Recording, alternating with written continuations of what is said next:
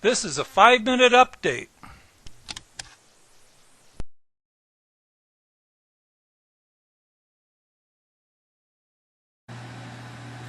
This is a 5-minute update for March 18th, 2009. As expected, the Federal Open Market Committee kept the federal funds rate the same, but decided to purchase mortgage-backed securities and longer-term treasury securities over the next 6 months. In January, they lowered the fund rate to a range between 0 and 1/4%. They really can't go much lower than that, but they can manipulate the economy by pumping money into it. By purchasing mortgage-backed securities and treasury notes, the Fed put money into the economy. If the Fed wanted to reduce the money supply, they sell the securities. But after looking at the unemployment numbers and factory output, they decided it would be prudent to do the opposite. In a statement, the Federal Reserve said they were going to increase the size of their balance sheet by up to an additional $750 billion of agency-backed mortgage-backed securities, bringing its total purchase of these securities to up to $1.25 trillion this year. They will also buy an additional $100 billion in agency debt, bringing their total debt up to, or total purchase of debt up to $200 billion. The Fed also said they will purchase up to $300 billion of longer-term treasury securities over the next 6 months. This should lower interest rates further.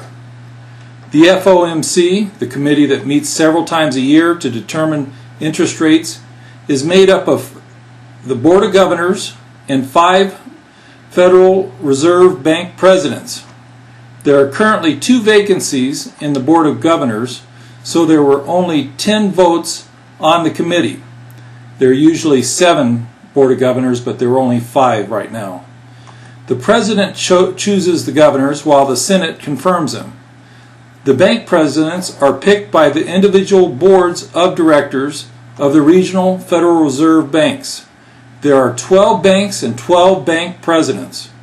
The majority of the boards of directors are chosen by the member banks like J.P. Morgan Chase, Bank of America, and Citigroup. All of the Fed bank presidents can sit in and participate on the FOMC meetings, but only 5 can vote.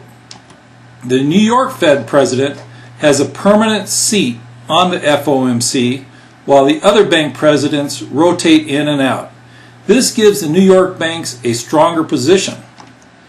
Very few banks are large enough to become member banks, so only the national banks control the Federal Reserve and in turn control the money supply and interest rates. The Federal Reserve makes money literally.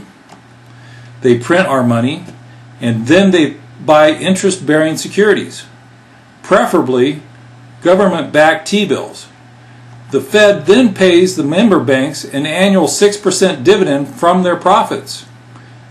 Here is a list of the governors and bank presidents who voted in this March FOMC decision.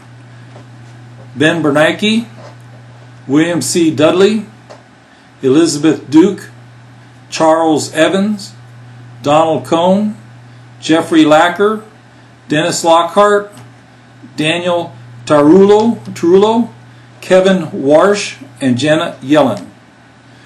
The Fed said they will continue to monitor their balance sheet in light of evolving financial and economic developments. This has been a 5-minute update. Remember to subscribe to our videos.